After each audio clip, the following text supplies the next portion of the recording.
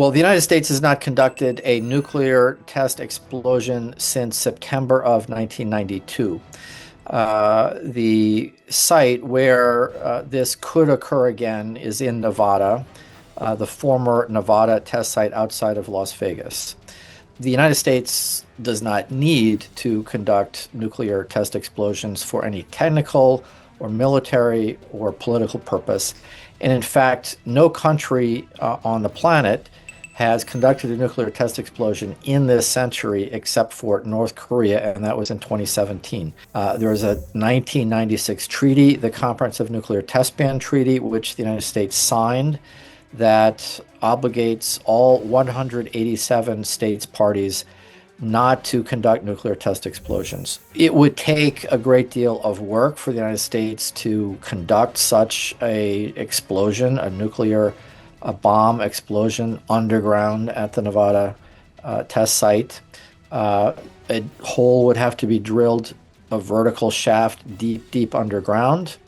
There would need to be cabling, drilling equipment, a massive crane to lower the nuclear bomb down the shaft.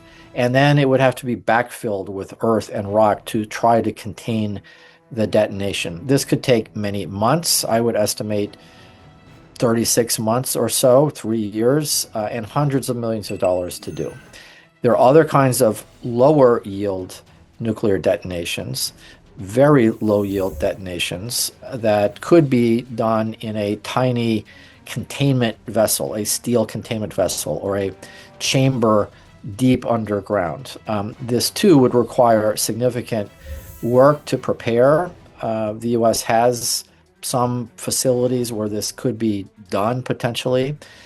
That kind of test would not yield very much information. So for the U.S.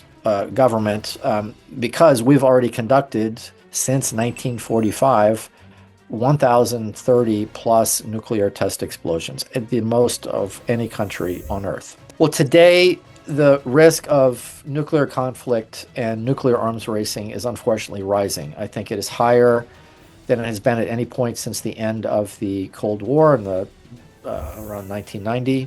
We have flashpoints, potential and real conflicts in India and Pakistan, on the Korean Peninsula, between the US and China, potentially over Taiwan, over Ukraine between NATO and Russia. Each one of these conflicts could, with miscalculation, wrong decisions, lead to nuclear weapons use.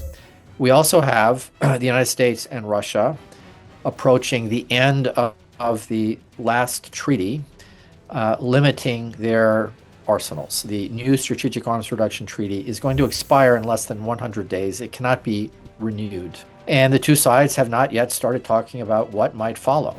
So without some form of new constraints on US and Russian arsenals, those two countries could, for the first time in more than 35 years, begin increasing the number of nuclear weapons they deploy rather than decreasing. That could accelerate competition between the US and Russia, the US and China, which is building up its arsenal. So if Trump tries to push ahead to renew nuclear testing for the first time in the United States since 1992, it is going to put greater stress on all of these other nuclear flashpoints.